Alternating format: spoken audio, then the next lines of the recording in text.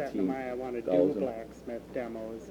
That would be very cool. But we That split would it be nice 3 though. ways, so that helps. You ever checked into the guys down? We split it with the fair, Yeah, and then I the think chamber that's the raises same, some yeah. money, so it makes it palatable. They're still doing, I know they. I mean, it brings people downtown, which you always want to do. Those that I want to get into, I was gonna Was there? sign Yeah, or join. I felt the, bad for them, because Society obviously you'd for prefer to have it during the Anachronistic fair. Something, where they do Oh, like, do you know, jousting reenactments and all that sort Well, of that, stuff. Yeah. like watching that. the jewelers. Join into that, so it's all like. Yeah, it turned out good. Amazing to see how, Craft yeah, they didn't have a shit. good Is that time. what you want to do? You want to make like? No, I don't want to. Well, I do want to make Entities. blades and that. I want to make They're them doing this for dual like a set of series like of them candles. from bronze work up to. I want to hear this Even answer. older copper work up. Lori was putting in most of the hours there. Just to watch, I- see I was the how maintenance the guy, of weaponry and then the went Friday over night oven guy. my ultimate goal. Cities and been digging Well, up a lot it's of like stuff. having a child. Jamestown and- You're never Something completely out for of it. enlightenment. So we've been showing them how to, like this weekend, I showed them how Totally to different thing when you clean and A lot of speculation. do some oven repairs. Too cool. do this or why they The first weekend, we were up on the roof, working on the hood fan system, showing them how to change air filters in the HVAC systems. Officers' Yeah, quarters were right there's a lot of on the satisfaction to that, and it turns some, And it turned out that. Yeah, it is. I want to at least get them to the point where I can walk them through the easy stuff, and anything more than that would probably be calling in for reinforcements anyway. I actually said, But it's a good young couple. She's been there for 12 years. recycle. So she can run the place better than I can at this There point. will be people that will try to get from the river. Right. to come Yeah. ashore probably not quite the for same. artifacts. He said, so this is gonna be. I mean, you can still use it. All right, you guys ready? Sure, Yeah, you sure. Yeah. Are you ready, Hold Michael? something in I front think of so. it so they can't tell what it is, Good evening. It is July 11th of 2022. So that means that summer is on its way to being over. Hard to believe. We are at the Plan Commission meeting, and the first item of business would be the roll call, and it looks like we have a quorum, so thanks for everyone for being here tonight. And then the next item would be approval of the minutes from June 13th. So I would entertain a motion to approve the minutes. I'll make that motion. yeah. Motion. Motion by Robinson and a second by Bradford. Any discussion on the minutes? Hearing none, all in favor say aye. Aye. Aye. And any opposed? None opposed, that motion carries. Next item would be council representative report. Alderperson Caravello. Yes, thank you. At the June 28th city council meeting, it looks like we approved resolution 133 of 2022, and that's all I got. All right. Staff report would be next. Director Shield. Just wanted to highlight a couple of items. One of them was the final plat for the Kettle Park West replat of the Meadows Edition was recorded in June. You might recall we acted on that a couple of months ago, but certainly finally got recorded. Other item I thought was worth noting was the landscaping at Walmart. They've been working on it since late in June, so that continues to be taken care of. If there's any other additional questions, we'd certainly try to answer them for you. Any other questions from commissioners? Hope Walmart wasn't using plants from their garden area. Good Lord, they look bad. No, they're not. Okay. I mean, it's a shame, but anyway. Item number 5, conditional use permit for commercial indoor lodging use at 172 East Main Street. And this one here, we will have a need for a public hearing, but before we go into the public hearing, anything you want to cover, Director Shield? Pretty straightforward request. Commercial indoor lodging is conditional within the district. This would be for an upper unit on the second floor of a downtown business location. For one unit, they're requesting, their use is described as for up to 4 occupants at one time there. And it certainly seems consistent with the downtown mixed use environment that we're seeking. All right, are there any initial questions from commissioners? Rich and Laura are The only here. question, Go the only ahead. question I had was, is there two means of egress from that upper floor? Or does there need to be? You can come up to the microphone. So Rich Morris is here, and then Laura Davis is here as well, representing the It's your project. all right, and you can adjust the microphone. There you go. There are two entrances that, Steve Kittleson saw them and felt that they met criteria. There's we connected the two entrances by a single deck. When we bought the building, it had a stairway that went up to the rear entrance. There was just a little platform and then another, just a partial, it went across, but there was no exit on it. So we combined linked the doors with a deck and then put the stairways down the front to the sidewalk. So there is an actual egress for both. All right. Did you have any follow-up questions, Tom? No. All right. Any other comments you want to make as long as you're there about your project? Yeah, go ahead. I know you put a lot of effort in it. Yeah. We've been watching Laura's you. been working like Yeah, mad on it. it's going to be really sweet. It's slow going. I'm working on some finishes, but I also have some areas that still need drywall and to have the floor leveled, because we're working with, it's a 160-year-old building, so dealing with those issues, but it's going to be really nice. And it's called, Oh, Bees on Main. We have a theme that's consistent with our Main Street business, Broodminder. So, All right, and there's a picture up on the screen. It does look nice. So that's a stairwell that you're referring to? yes. Yeah. A beautiful job. Well, thank you. It really is. That's Well, thank like you. a I'm there all the Class A time. Stop up and improvement I'll show on you Main around. Street. Done a wonderful project. Thank you. And it looks like we have the layout up there. Anything you want to talk about there?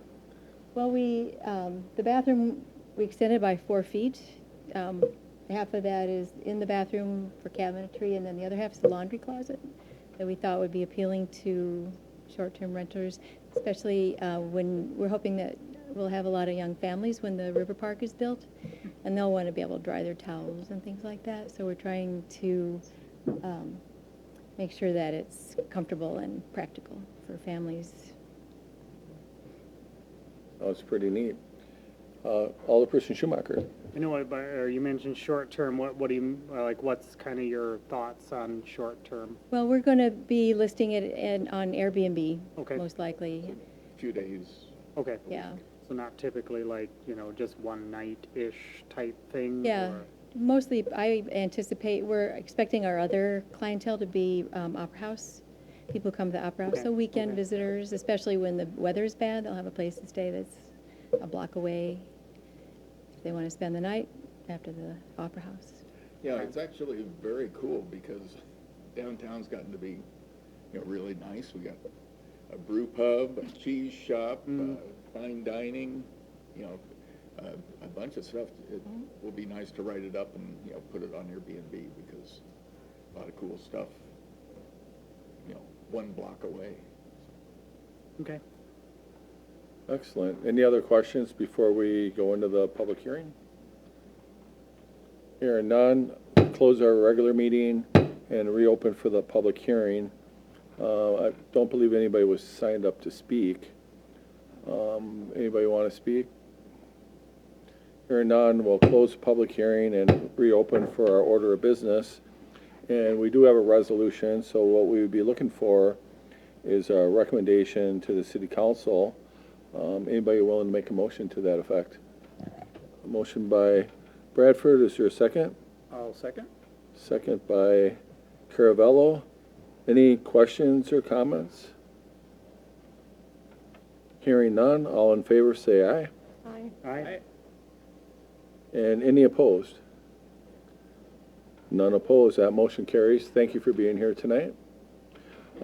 Next order of business is another conditional use permit for an indoor commercial entertainment use. This one is for a fitness center at 209 South 6th Street. And Director Shield, do you want to walk us through this request? Somewhat similar to the last one, this is a use that's conditional in the central business district. and requires consideration for that.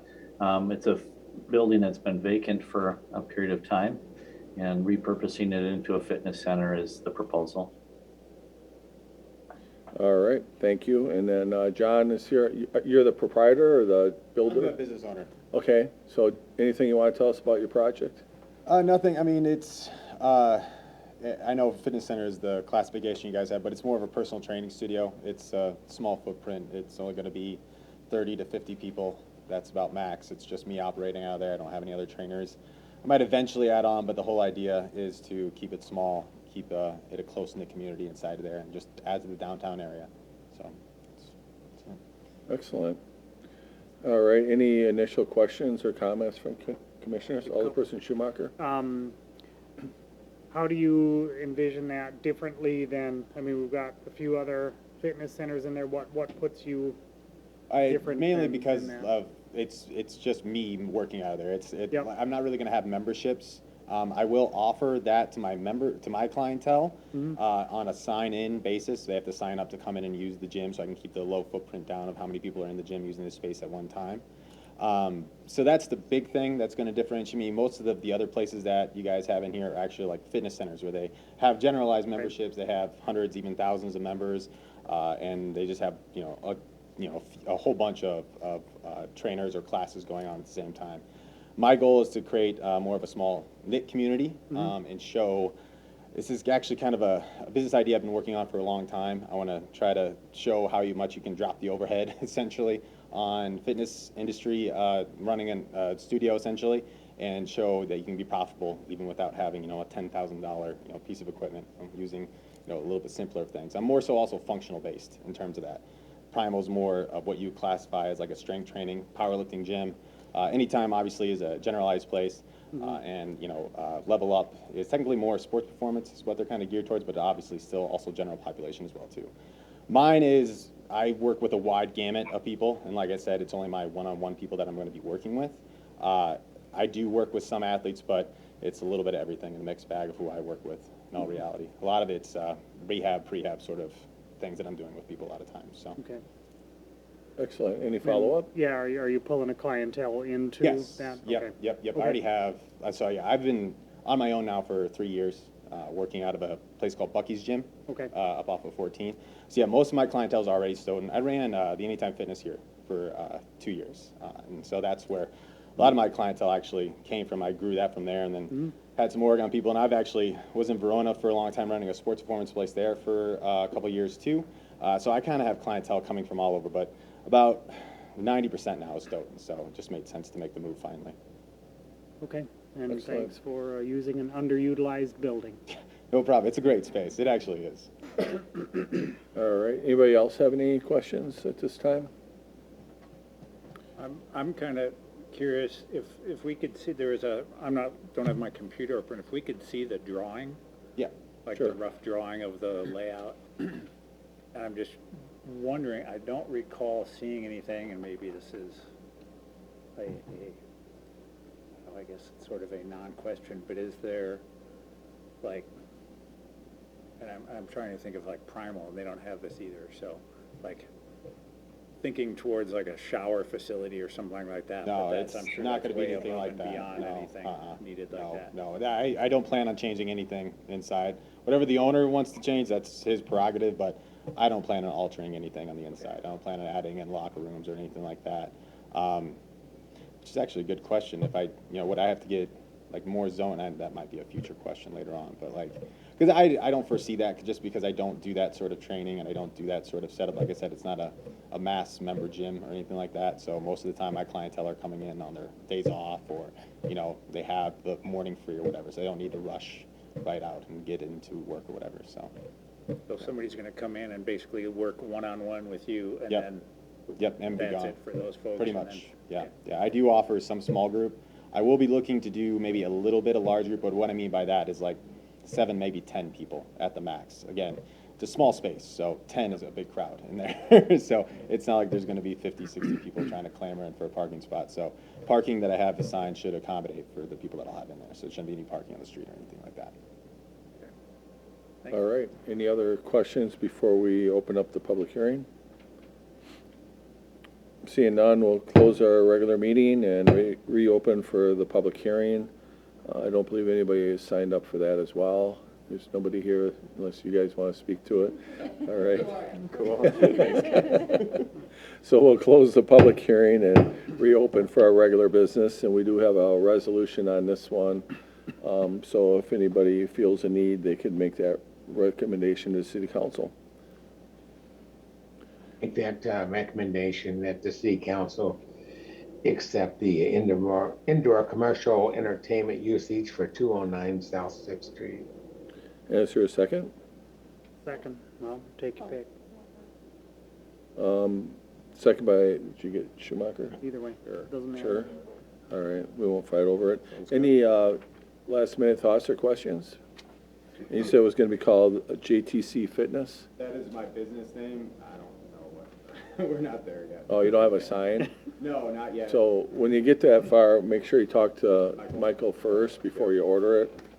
Okay. Because that's in the downtown. Is it in the district? I don't We'll have think to it is look. there. I don't think it is there, But we do have, still needs a permit. yeah, you need a permit, we have an ordinance, so you want to be proactive when you do that. Okay. All right. All in favor of that, say aye. Aye. Aye. Any opposed? None opposed. That motion carries. Thank you. Good luck. Thanks. Bet. Next item is urban service area amendment for Magnolia Springs, which is, most of us know that as the former Tigan Farm. And where would you like to start with this one, Director Shield? I'll just give a quick overview. As is customary, we have the development team put together the draft urban service area amendment application materials. That's the material that's before you. Ultimately, the city council has to approve the application materials and submit it by resolution to the Capillary Regional Planning Commission for action. You most recently acted on one for Emmy Roth along Williams Drive. This one obviously is a residential use and has streets and subdivision ultimately will become part of it. Tonight we're really looking at it related to the urban service area amendment. We're going to discuss some of the kind of the design characteristics of the overall layout, but ultimately you will have a preliminary plat, final plat, and other actions related to the development as it moves forward. But this is related to the urban service area amendment. So with that, I was anticipating the MSA or development team to give just an overview to begin with, and then we can dive into questions. I'll just highlight the materials in your packet are the draft materials. Staff, including Capillary Regional Planning Commission staff, have offered some suggested changes to it. They're not necessarily reflected in here, but would be reflected in the final document that would go to council upon your approval to move it to council. Most of them are statistical in nature, but ultimately you'll note in the document right now there's a number of places where there's yellow highlighted areas. But in addition to that, there's a few staff comments that will get incorporated into the document that goes to council. With that, if MSA or the development team would like to give an overview, I think that would be appropriate. Sure. Thanks, Rodney. Wondering if it'd be easiest if, I'm not sure in the order of seeing the concept. Do you want me to present or you'll just jump to it? There you go. What would you prefer, Steve? I can put up leave this screen up, or if you've got other pages, I can move to them as well. This is fine until maybe the discussion on the median in that development packet. But so we came before you back in January. So at that time it was quite a bit conceptual with needing to do soil testing and do stormwater modeling. So what you're seeing here is a little bit different from back then. We're still showing 4 connections outside the neighborhood, one to the east of 4th Street, connection of Page Street all the way through, which would connect to Acker Road to the south, and the connection of Future Road B to the west for future development. And the trail corridor was always shown through the park space, which you see in the northeast quadrant, and that trail that would connect along 4th Street west to the edge of the property line And we did include a additional little segment that connects it to Future Road A so that people wouldn't have to backtrack a block to get onto the trail. But what you're seeing here is slightly different, well, more different in the middle. We had a little small median from the entry of Acker as an entry feature. One thing that we learned through the process of stormwater modeling was there's a significant off-site area from the south that is conveying through the site to the wetland where you see Outlet 3 is, and then ultimately to the river. We originally were thinking about taking that off-site water underground as a sewer, but the magnitude of that off-site area would have required a very large box culvert, $1.5 million plus, to build. And in talking with the developers, they really want to create an affordable neighborhood here. And so part of that is to reduce infrastructure cost. And one way to do that was to look at Page Street with this median and actually utilize the median from Acker to Future Road B as a way to convey that water through the site. Ultimately, there will be a culvert at the end to the north side of Lot 4 is labeled here that would carry it over to the wetland. So this is an open swale now that it would have a drop of up to 10 feet with 4-to-1 slopes, which are mowable. In discussions with staff, we've revised it to have at least a shelf of 7 feet behind curb where it would be flat. I guess we could jump there now, Rodney, if you don't mind. There's an example project that is done in Madison to at least illustrate what it could look like, except for there's a greater bottom. So here's the grading plan. See a lot of lines. It's like a V, basically a swale through there. And Rodney, if you can go to the narrative, development narrative piece. Yep, just 1 second. Sure.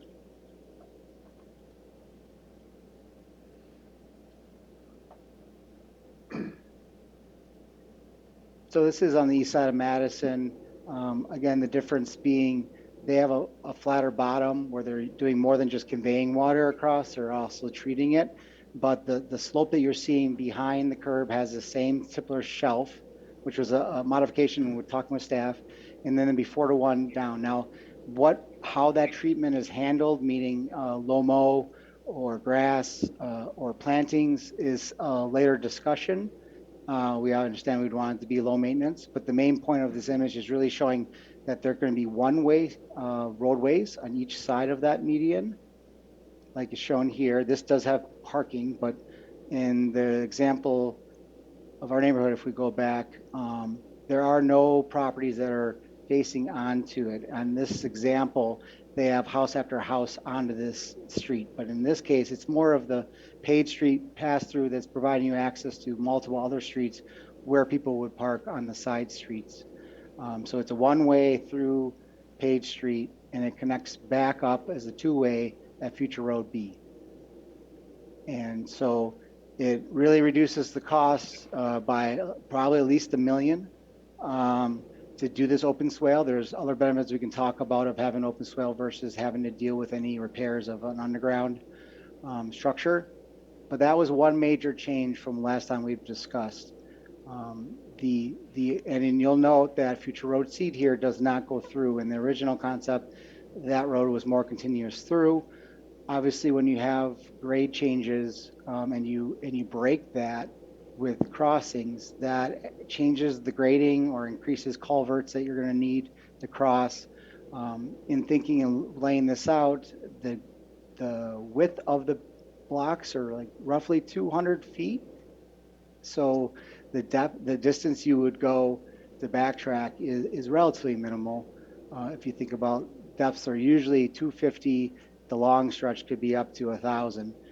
So felt that the cost difference didn't make sense to the ability still to maneuver through this site through Future Road D or Future Road B. And again, we're connecting to all four sides of the development. Ultimately, the west depends on future development. Other big change is the soil suggested Originally, we felt that the design based on the slopes was going to be a pond in the far east on the south side of Future Road B. But there's groundwater at a pretty high level, and the infiltration was not good there. So that resulted in a design where there is a pond on the north side of Future Road B and another pond on the west side of Page Street on the north side of Future Road B. Then there's an infiltration dry basin within the park. And in discussions with staff, we've also incorporated another trail segment through the park. So originally it was just an east-west, but now this trail will cut through, connect all sides. So ultimately there's a little less gap of park exposure on Page Street, but we've increased the frontages along Future Road B and 4th Street based on extending that Future Road B south further than we were originally. So those are the primary changes. There's a few less single family than originally, just based on how it worked out. So now we're showing 29 duplex lots, which are the orange property lots, and then 60 single family, which is the yellow. And affordability, again, was a big focus here. So we looked at the smaller lots of 6,600, which is a minimum to allow for non-rear loaded homes where you would need alleys. So that was kind of the cutoff of how small we would go with the lots. And then larger lots along the edges that may have more exposure off the back. So kind of giving you a variety of similar from the street, same design, but different price points for some of those lots.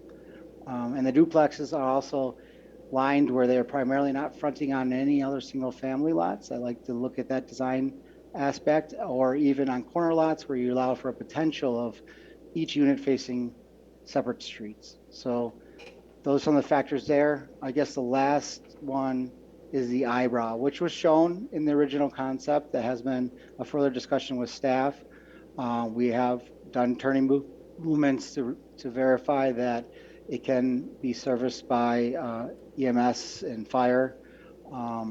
And the intent is that the alternative could be all pavement, but last time in the discussion with Plan Commission, the preference was to not have that as all pavement. Again, this provides for an extra lot and brings some of those driveways off of Future Road D.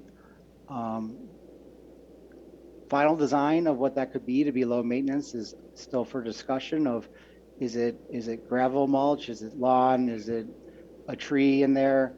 Is sidewalk only around the outside, which was potentially recommended by staff, versus along through the median crossing? So there's some things to be considered yet, but in general, I just wanted to give you a synopsis of what has changed and what were the thinking that went into the design.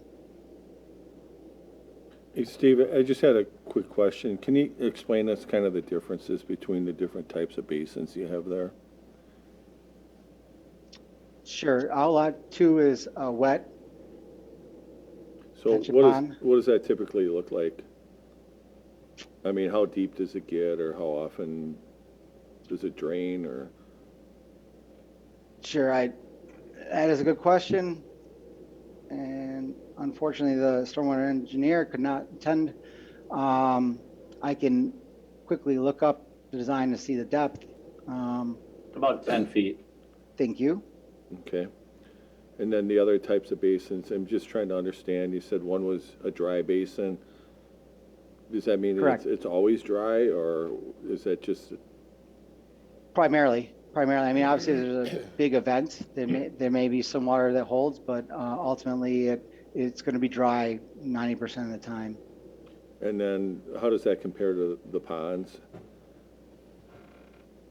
I mean, there would be likely a portion, I don't think it'd be full water.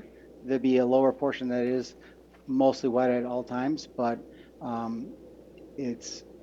don't assume it to be full water the whole time, all year round. It's going to be during major events. So the idea here on these urban service area amendments is to find the kind of the right combination in order to make this thing work?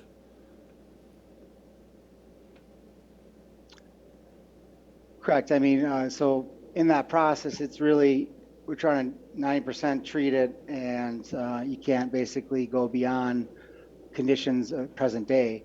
And obviously with finding out the extreme amount of water that's coming through this site from the south, had a major implication of how it could be designed to be efficient.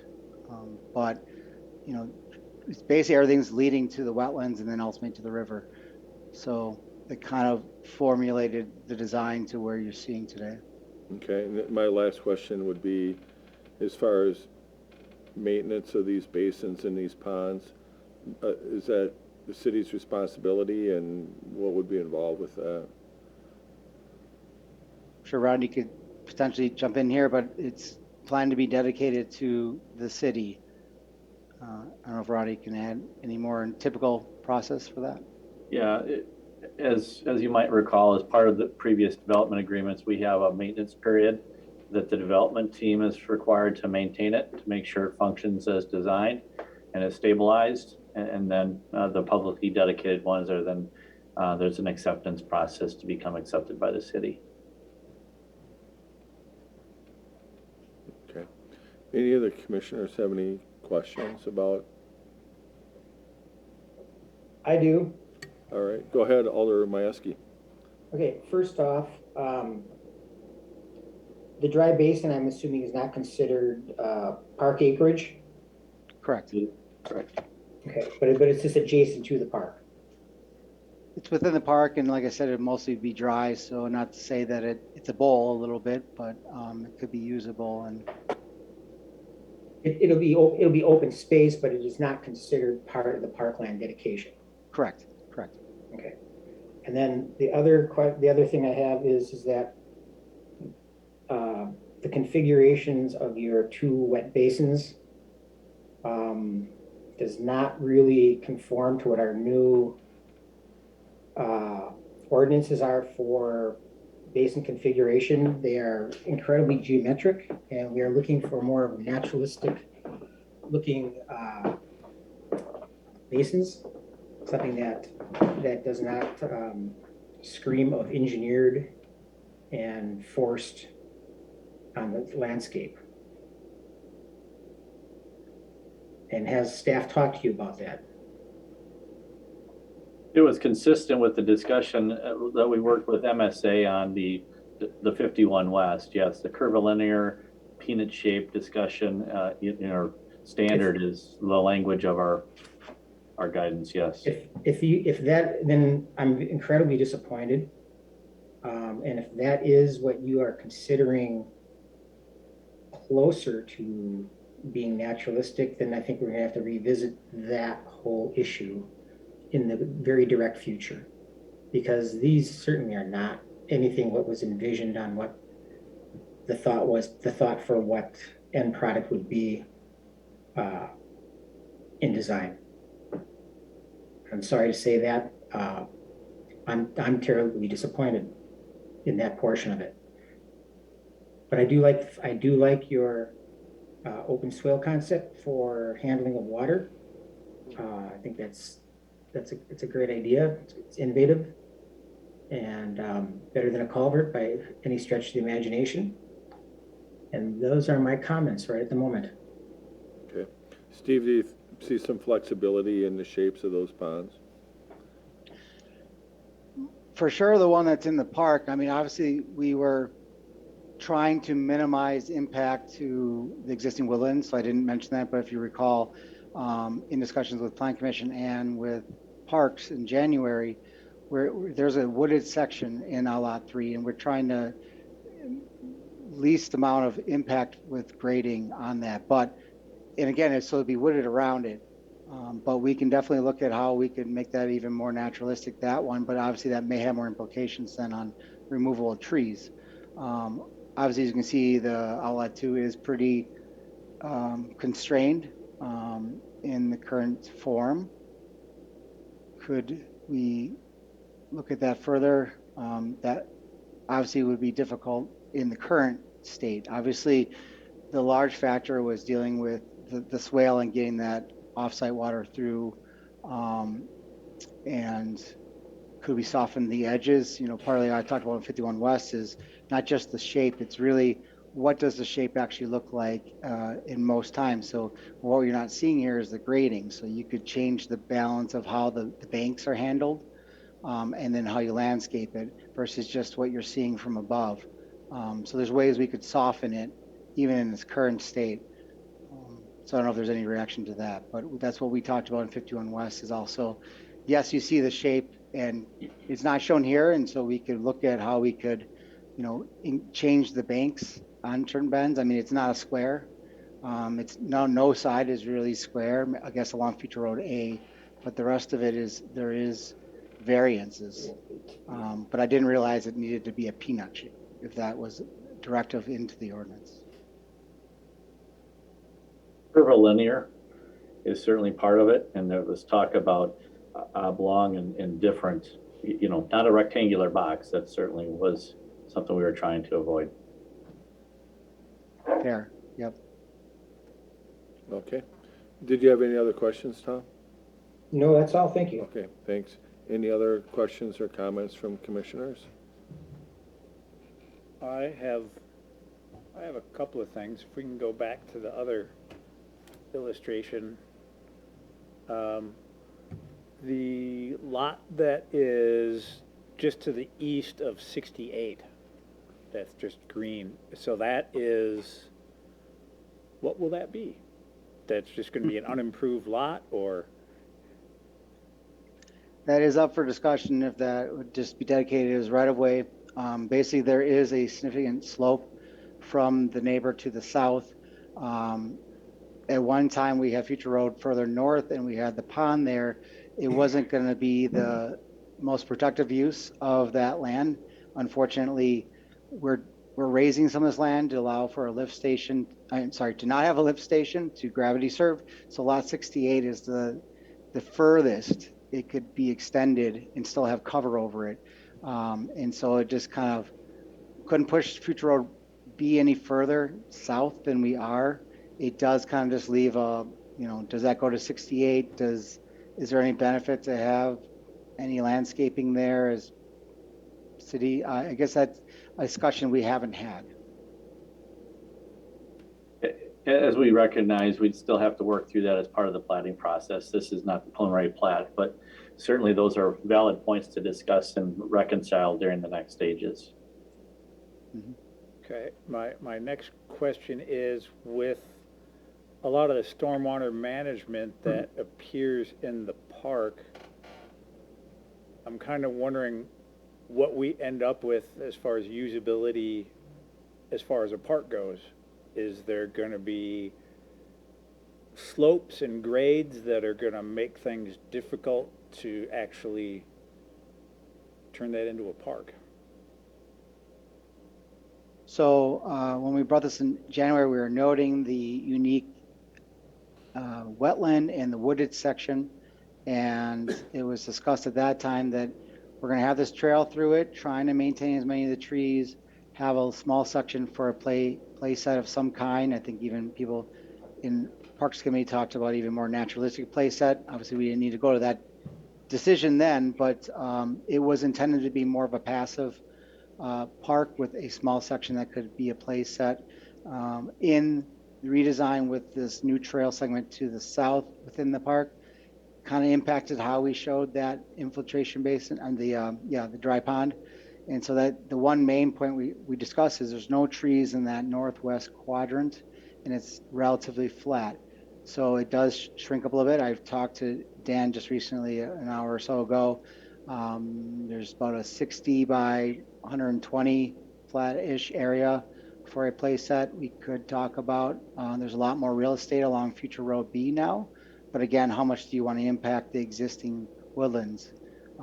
But again, that was discussed, and we will go back to the Parks Committee possibly even in a week, I think it is, to discuss it again. But this was always considered more of a passive park and keeping it preserved. Okay, yeah, that was one of I wanted to make sure that this went back to Parks, since this is a deviation or alteration from what we saw previously at Parks.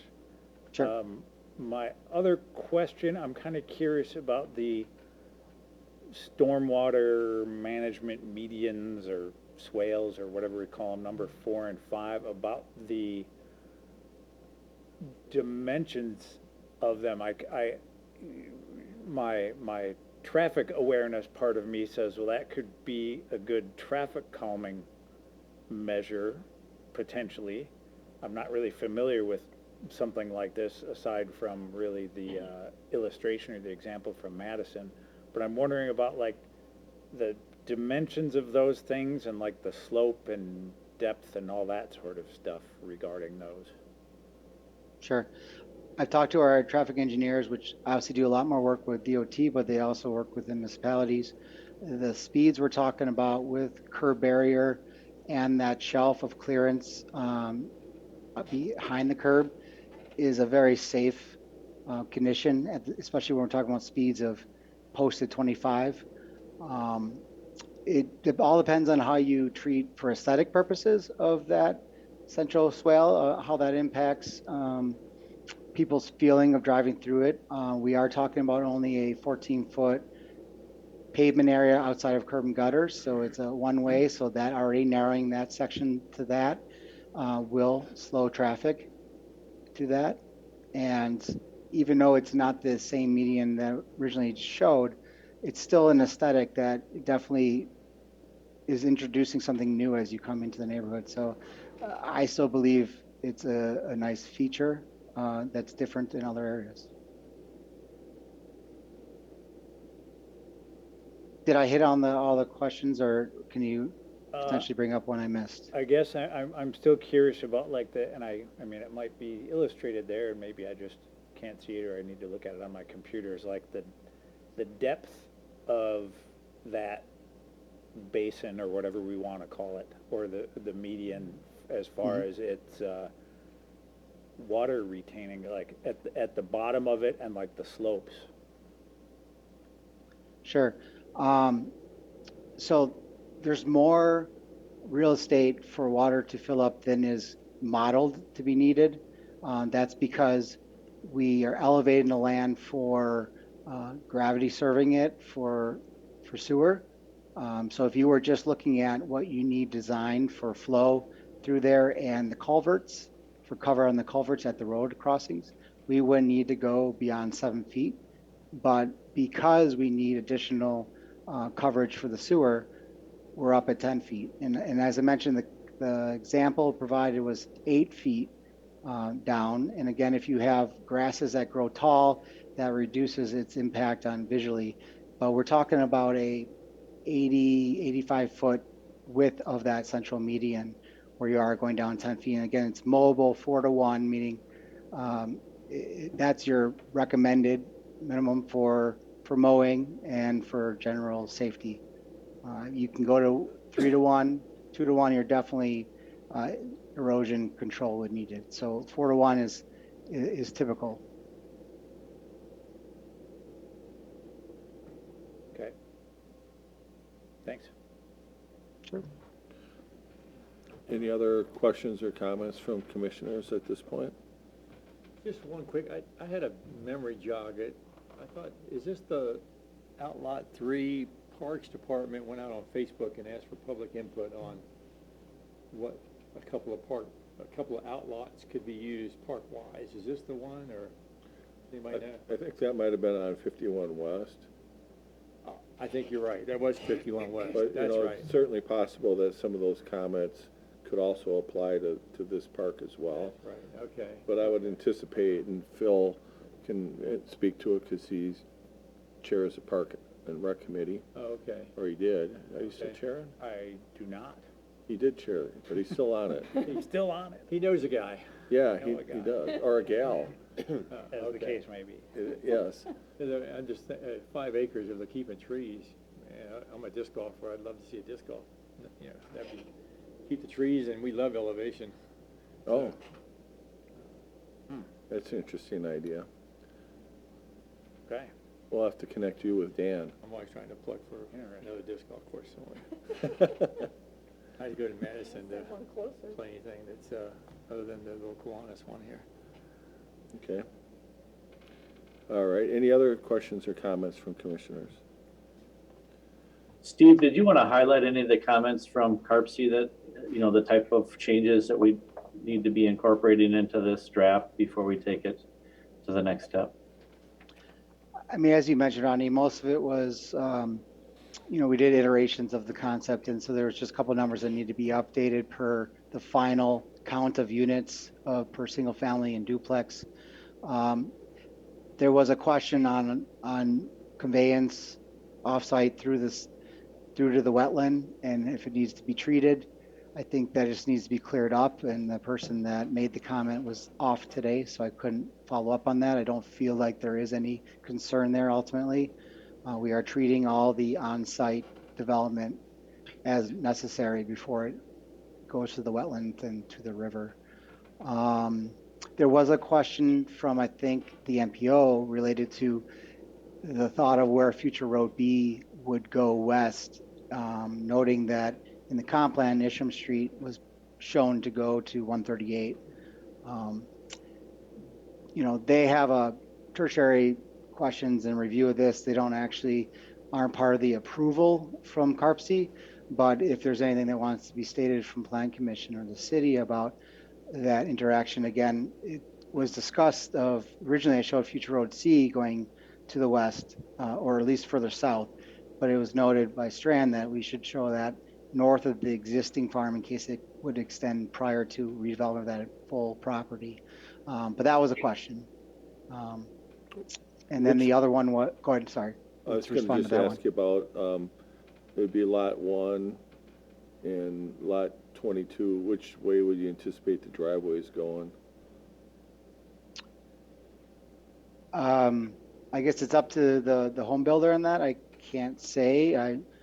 I always love the designs where you could have 22 facing, the garage could be on future Road B, but lot 1 is a duplex. I love ones where the unit faces each street, but again, I can't speak for ultimately if Rob wants to speak to that, if he's building or going to sell it. I guess it's unknown at the moment.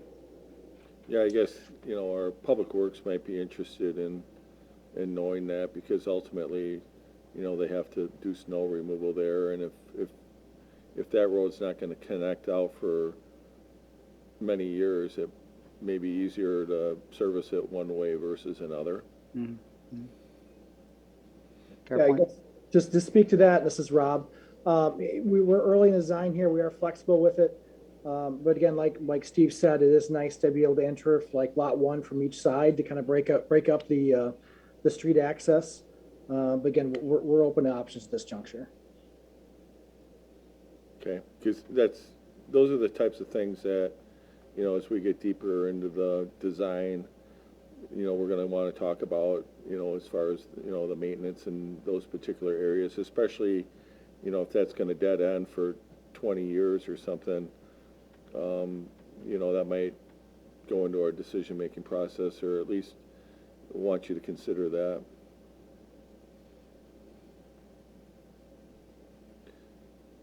All right. Fair. Anything else on your list? One other thing that I want to bring up, if I could, is just to remind that Page Street is a bike route. So we have to make sure that that's usable, or that there's accommodation to make that work as far as a bike route goes, because it is a signed, marked bike route north of Isham Street going all the way to B. A local or like a county or? It's a local. On our bike route map. All right. Are you guys aware of that, signed. Rob and Steve? I was not in, but is there any markings on road, or is it just shared road to the north? There are markings on road from, I forget where the mark, it's signed the whole way, but the width only, where it's marked is just, it's not Fortin Street, it's north of Fortin Street by a few blocks, because the street steps down. I forget the street. Is it Monroe, maybe, where the street marking starts? It is, yeah. Okay. So just before you get up, start going up the hill. But it's on our bike route, city bike route map. All right.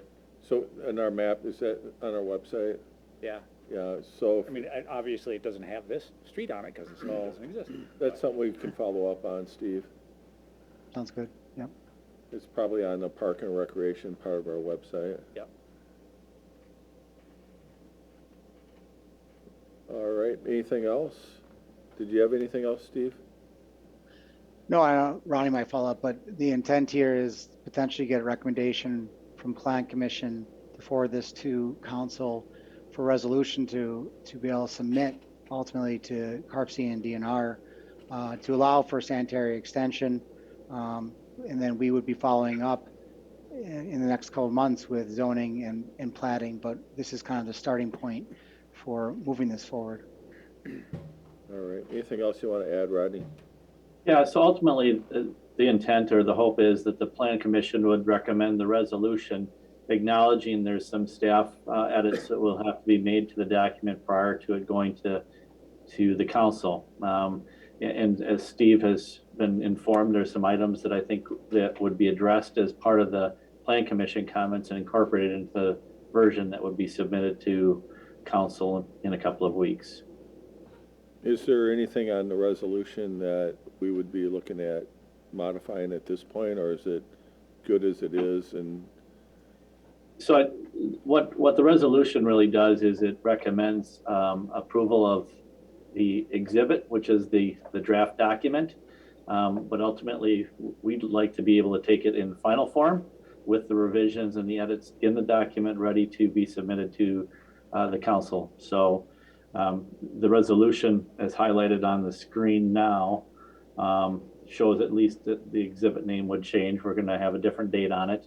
But in addition to that, internal to the document, we'd have the statistical edits that were recommended.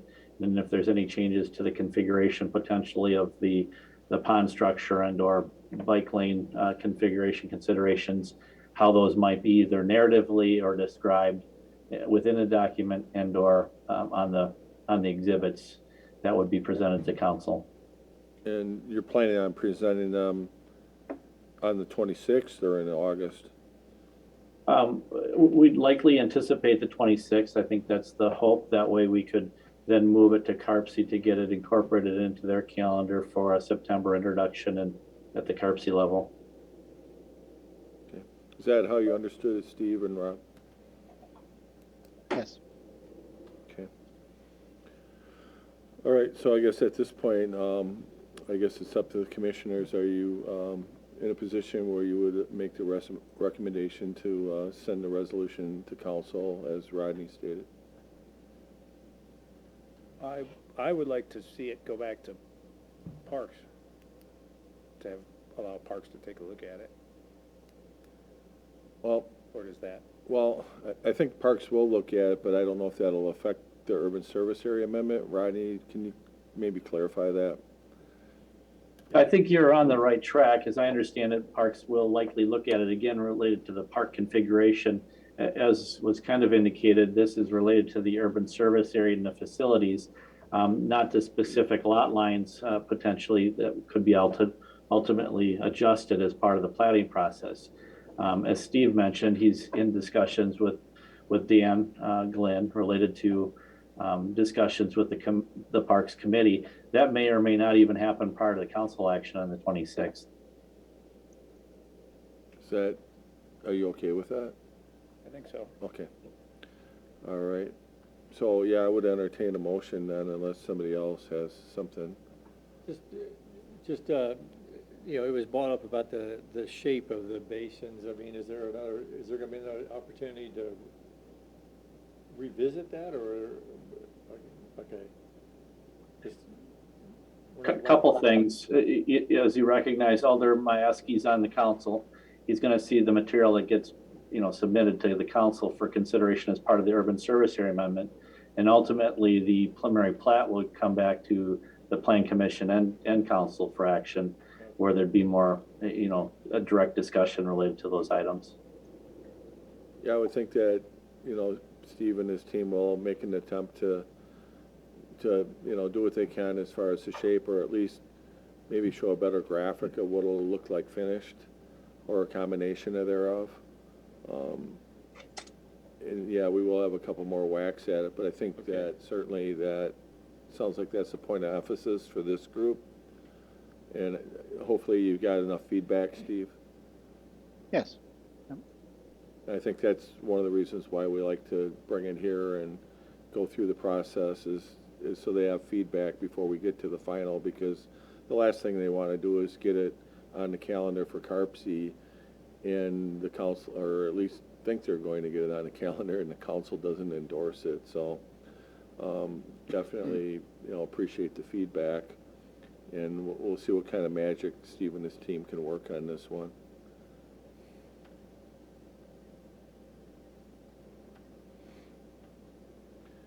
Anything else? So I guess I would entertain a motion for the resolution. Make that motion. So motion by Robinson, is there a second? Second by Bradford.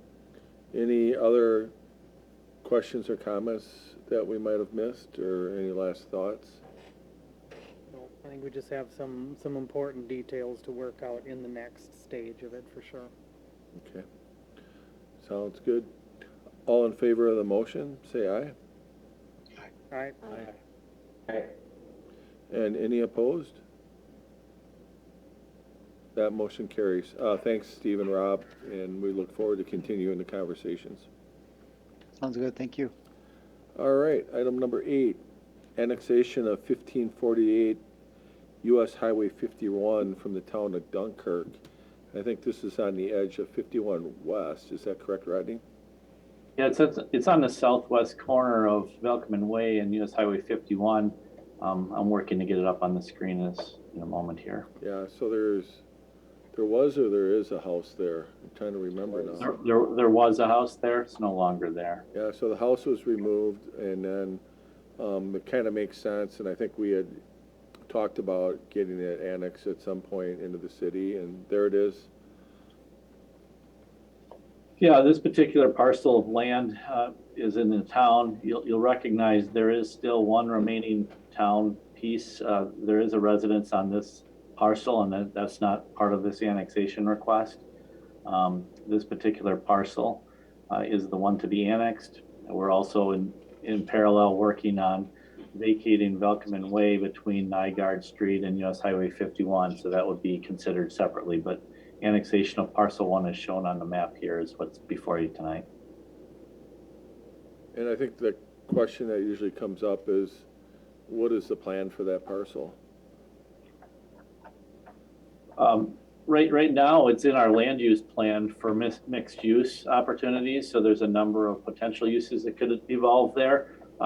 There is not a rezoning request that's being submitted or that's been submitted as part of this annexation. So this would bring the property into our temporary holding zoning, our rural holding.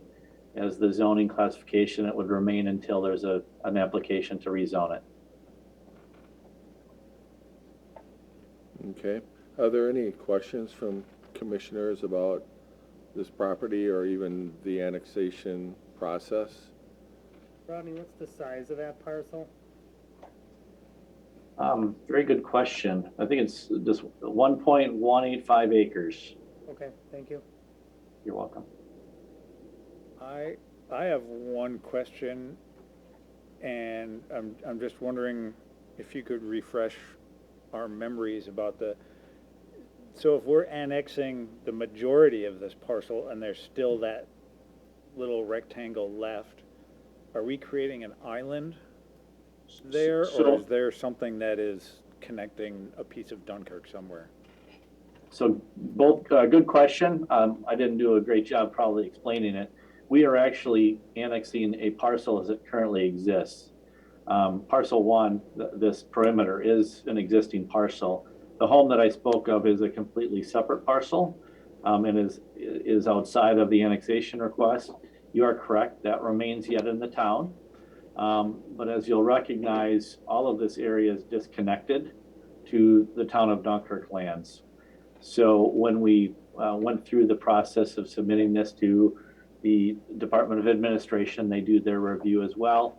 they found it to be in the public interest to annex this property in such that it doesn't create an additional island. It actually shrinks the island. So this island was essentially 2 parcels. Now it'll be down to the 1 parcel, and at some point we expect this to become part of the city as well. Okay, thanks, Rodney. You're welcome. And then typically, well, the annexation request comes from a property owner or the majority of property owners, and in this case, it's just a single request, right?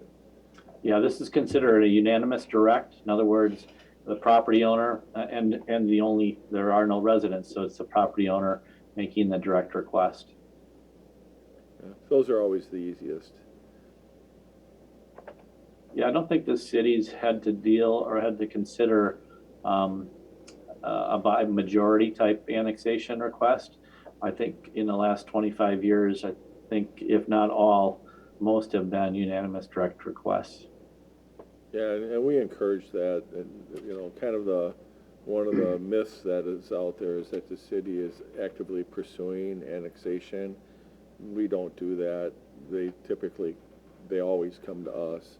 We're not out there actively searching, and if we've had a couple situations where individual property owners wanted annex, and we basically said we would prefer if all the properties involved would annex, because we want to have an orderly process for development, and doing one-offs often create a little bit of pockets.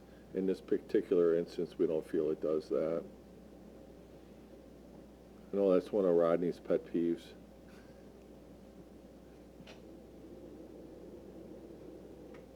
All right, any other questions on this annexation?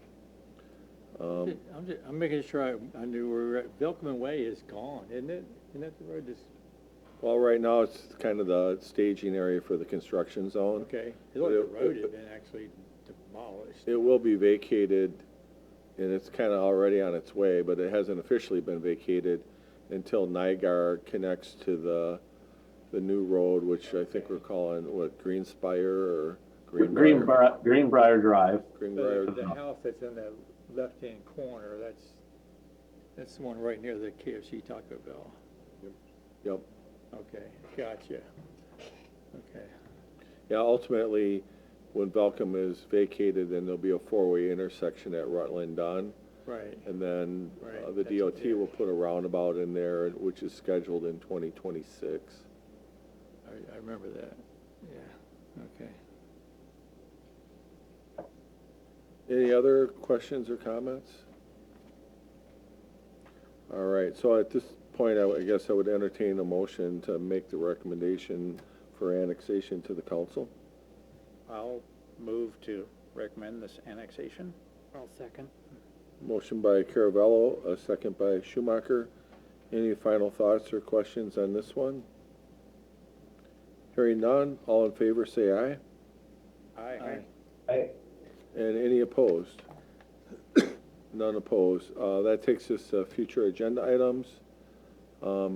Anything from commissioners? Just some more follow-ups on the status of the current developments. I mean, there's some in there that are like gonna start in spring. We're halfway through summer. Okay. All right. And I know that Michael and Rodney are constantly Yep. trying to deal with Yep. them. Anything from staff for future agenda items? Just a continuation of the Magnolia. One, we will have preliminary plat and platting processes to go through for that in the coming meetings.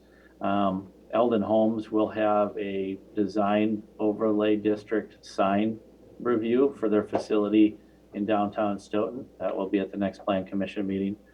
Those are the couple that come to mind initially. On the former Keegan's Plaza building? Correct. Okay.